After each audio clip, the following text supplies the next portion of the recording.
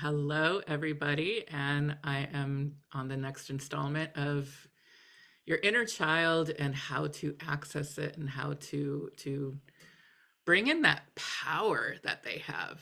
I mean, they are powerful little beings from the moment they take their first breath. Most of us scream, right? Start yelling for what you need. You're cold. You're like, what is this light? I was in this like safe womb. All of a sudden, I'm in this like brightly lit room. There's all these people around. I'm hungry. Like we scream. We let our parents know what we want. We let our caretakers know there is something wrong. Come check on me, right? We don't think twice. That is the fight or flight within us is like, I need to fight. I need to like scream for what I need, or unfortunately in cases of abuse, there is the flight, there's the hiding from the parents, and oh, they're not safe. But hopefully for the most part we've had safe interactions with our parents, and if not, it's even more important to heal that little inner being inside of you. So we didn't think twice about screaming for what we need. We didn't think twice about I remember I used to just be so obsessed with beans. My mom had all these like loose beans and coffee cans and like just all kinds of beans all over the place. And I remember I didn't even think twice. I didn't think I was getting in trouble. I just thought, this is what you do. You take the beans out and you put them in weird patterns on the floor. And, she came in the room and was like, what are you doing? I was creating. I was feeling how they felt, looking at all the colors. I was having so much fun, and I got so in trouble. So right there was like one of the first times that I consciously remember. I still remember that from childhood. I got in trouble for being creative. I got in trouble for doing what felt good, right?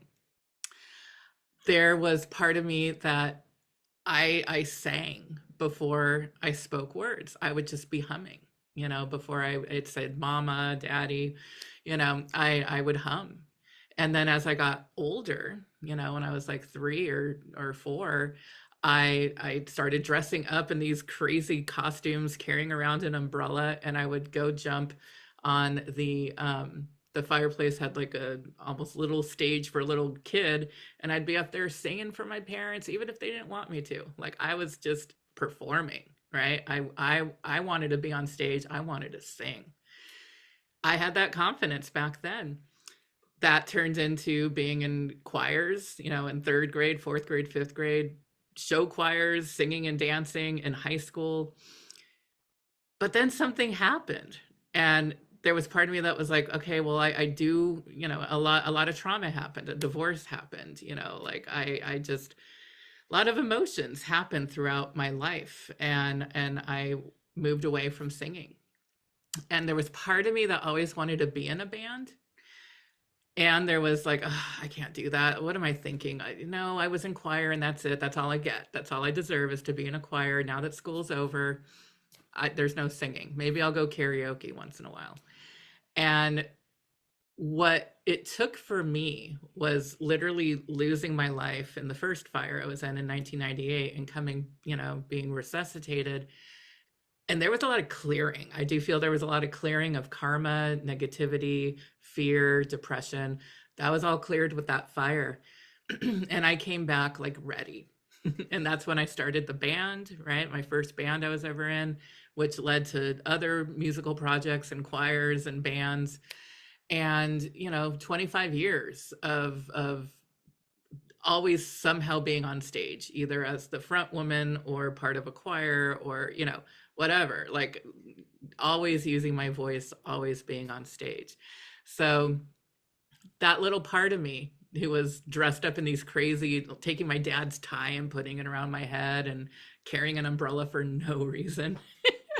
But the performer got to actually live her life out, in my 20s and 30s and part of my 40s.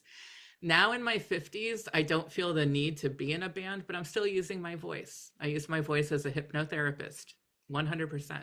I use my voice as a writer, So I'm always acting out that weird umbrella carrying girl.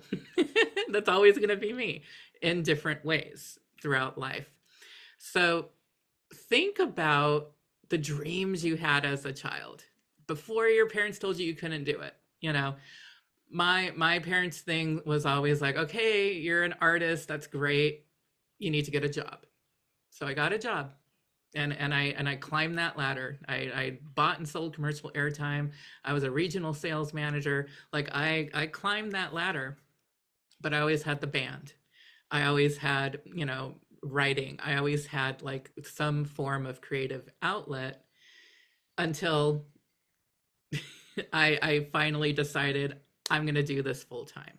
And that was 2012. And that's when the Healing Woods went from being the thing I did on the side of all these like, you know, corporate gigs to being the only thing that I do and the only thing I feel I'm put on this earth to do.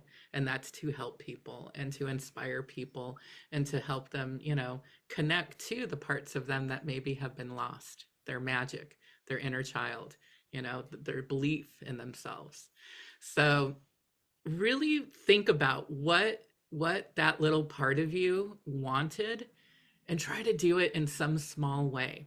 You know, you don't have to start a band, you don't have to like go to the moon if you wanted to be an astronaut, but somehow put some energy towards that and you're going to rekindle, you're going to wake them up a little bit. And that's a really, really powerful way to start to nurture that inner child inside of you.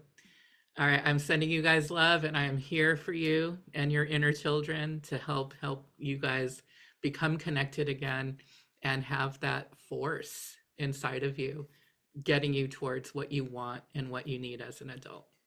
All right, bye guys.